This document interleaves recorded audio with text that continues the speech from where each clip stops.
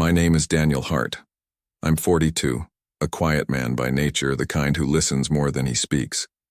For most of my adult life, I believed in building a strong foundation, a home, a business, a marriage. I thought I had it all figured out. But, looking back now, I see how foolish that was, how blind I'd become to the truth unraveling right in front of me. I was raised by my grandfather, Thomas Hart, a man hardened by war and softened only by his love for his family. He built a modest fortune from scratch, starting with a small chain of mechanic shops that eventually grew into a statewide network. Before he passed, he told me something I'd never forget. Trust is like an engine, boy. Keep it clean, oiled and running. But the moment you ignore the warning signs, it blows up in your face. At the time, I thought he was talking about cars.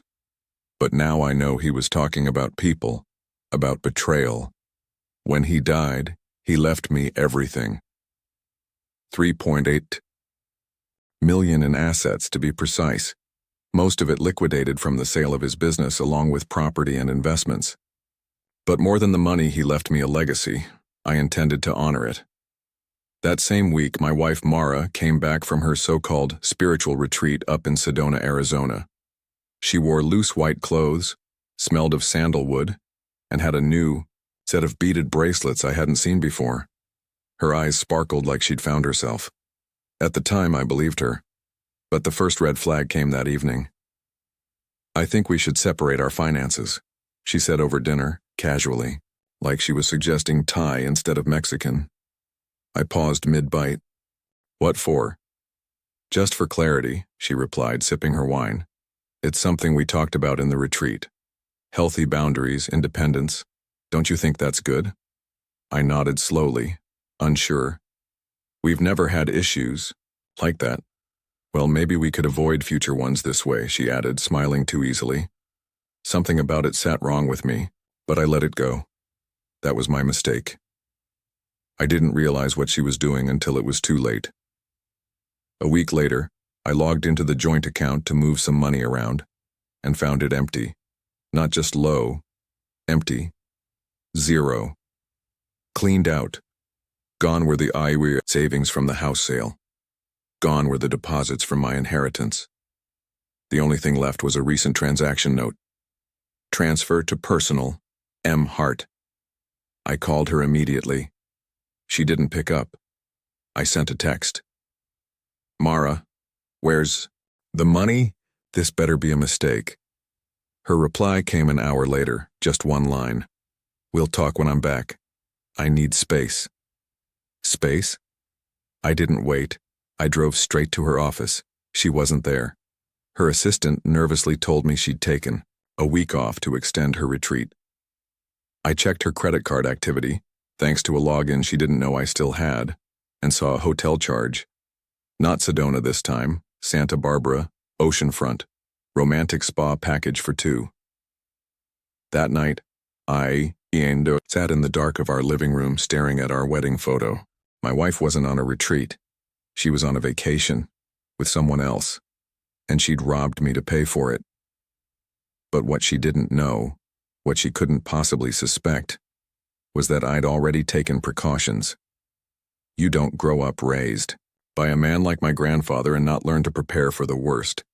She thought she stole everything, but she had no idea I had a second inheritance account, one that required a dual verification key. A key only I held. She also didn't know about the investigative friend I'd hired 6 months earlier, when her behavior first started changing. And I hadn't told her about the will clause Grandpa had inserted last minute, one that would trigger an audit if any large assets were transferred without joint consent within a year of his death. She'd walked straight into a trap. The hotel in Santa Barbara wasn't subtle. I called and asked for the room under Mara's name. The receptionist cheerfully confirmed it, not knowing she'd just handed me proof. I didn't go there, though. Not yet. Instead, I sent everything I had. Screenshots, bank transactions, credit, card activity, to Elijah, my oldest friend and a licensed private investigator. He was already on alert. We'd talked months earlier when Mara started going on solo retreats every few weeks, when she became distant and oddly protective of her phone. Elijah didn't waste time.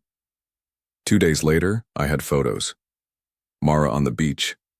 Mara holding hands, with a man I didn't recognize. Mara kissing him at sunset. I studied his face. Tan, athletic, maybe late 30s. Definitely not just a spiritual guide. The kicker? His name was Austin Kelly, a yoga instructor turned healer with a trail of social media posts about reclaiming your sacred masculine. I scrolled through his profile. He was the type who used words like goddess energy and vibrational alignment while posing shirtless with crystals.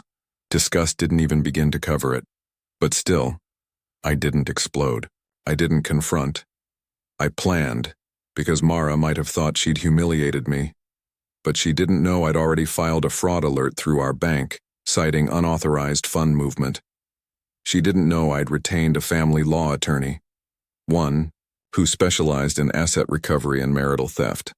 And she definitely didn't know that the house, which she thought was in both our names, had been quietly transferred to a trust 6 months ago.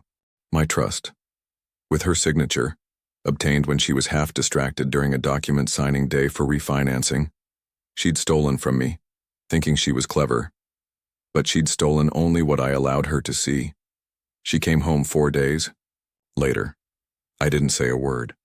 Just smiled, made dinner, acted like everything was fine. She looked nervous, maybe expecting a confrontation, maybe preparing a script. She wore that same loose retreat outfit and handed me a small carved crystal. "For your energy," she said. I thanked her. Over dinner. Meanwhile, my life had never been simpler or more peaceful. The cabin I moved to wasn't luxurious, but it was mine. It sat by Lake Willowpine, surrounded by quiet forests and whispering wind. I spent my mornings on the dock with coffee, my afternoons restoring old